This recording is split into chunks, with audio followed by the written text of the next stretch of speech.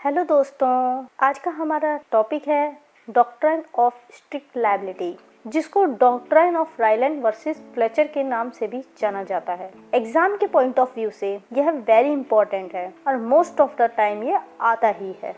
टोर्ट्स law में ऐसे कई मामले हैं जिनमें डिफेंडेंट को लायबल ठहराया गया, भले ही उसकी गलती हो या ना हो। जिन डॉक्ट्राइन की हम आज बात करेंगे उनमें इन दायित्वों को मान्यता दी गई है। पहला आता है डॉक्ट्राइन ऑफ स्ट्रिक्ट लायबिलिटी, जिसको doctrine of Ryland versus Fletcher के नाम से भी जाना जाता है, हिंदी में कठोर दायित्व का सिद्धांत। सेकंड है डॉक्ट्राइन ऑफ एब्सोल्यूट लायबिलिटी, जिसको doctrine of MC Mehta versus union of India के नाम से भी जाना जाता है, जिसको हिंदी में पूर्ण दायित्व का सिद्धांत कहते हैं। पहले हम डॉक्ट्राइन ऑफ स्ट्रिक्ट लायबिलिटी को कवर करते हैं। पीटर नाम का एक पर्सन अपने घर में एक जहरीला पौधा लगाता है, जिसके जहरीले पत्ते नेबर में रहने वाले जॉनसन के घर उड़कर चले गए और जॉनसन के डॉग ने उनको खा लिया, जिससे डॉग की मौत हो गई। अब यहाँ पर पीटर के ऊपर doctrine of strict liability applicable होगी। इसमें उसकी कोई इंटेंशन नहीं थी, लेकिन फिर भी उसके जहरीले पौधे की वजह से उसके पड़ोस में रहने वाले जॉनसन का नुकसान हो गया। इस नियम के अनुसार किसी खतरनाक वस्तु का अपनी भूमि की सीमा में रखना, जिसके बाहर निकलने से डैमेज हो, और फिर स्वतंत्र रूप से वह बाहर निकलकर किसी को नुकसान पहुंचा दे, भूमि का नॉन नेचुरल यूज हुआ हो, तो ऐसी स्थिति में उस व्यक्ति पर स्ट्रिक्ट लायबिलिटी उत्पन्न होती है।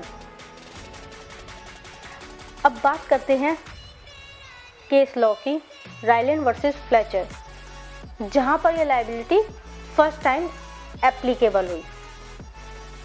इसलिए इसको doctrine of Ryland versus Fletcher भी कहा जाता है।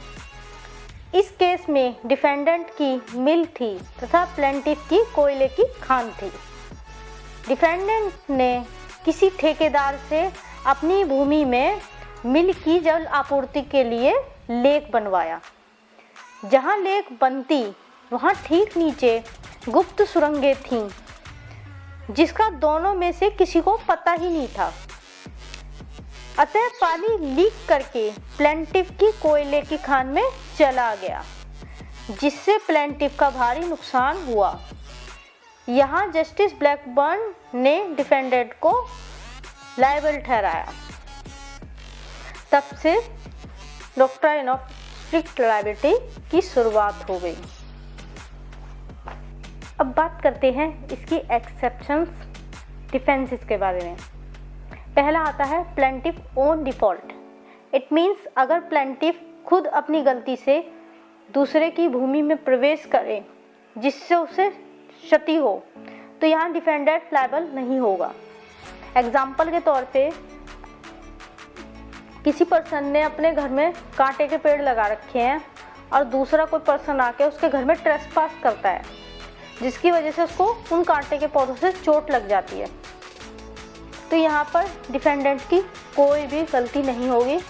सेकंड आता है एक्ट ऑफ गॉड। बारिश, आंधी, तूफान, भूकंप, ये सब एक्ट ऑफ गॉड में शामिल है। यदि इन रीजन्स की वजह से कोई एस्केप होता है तो यहाँ पर एक्ट ऑफ गॉड की एग्जेम्पशन मिलती है। थर्ड आता है कंसेंट ऑफ प्लेंटिफ।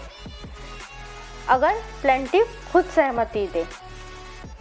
यदि भूमि पर खतरनाक वस्तु रखवाने में प्लेंटिफ की भी सहमति हो या उसको उससे फायदा हो और वो सहमति दे दे अपनी, तो यहाँ पर डिफेंडेंट को किसी भी तरीके से लायबल नहीं ठहराया जाएगा। फोर्थ आता है एक्ट ऑफ थर्ड पार्टी।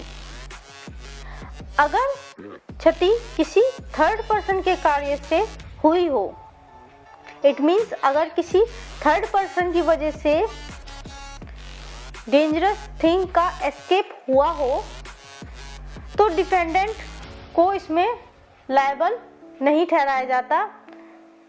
यहाँ पर ये ध्यान देने वाली बात है कि डिफेंडेंट का उस थर्ड पर्सन से कोई मतलब ना हो, ना वो उसका सर्वेंट हो और ना ही वो उसका एजेंट हो।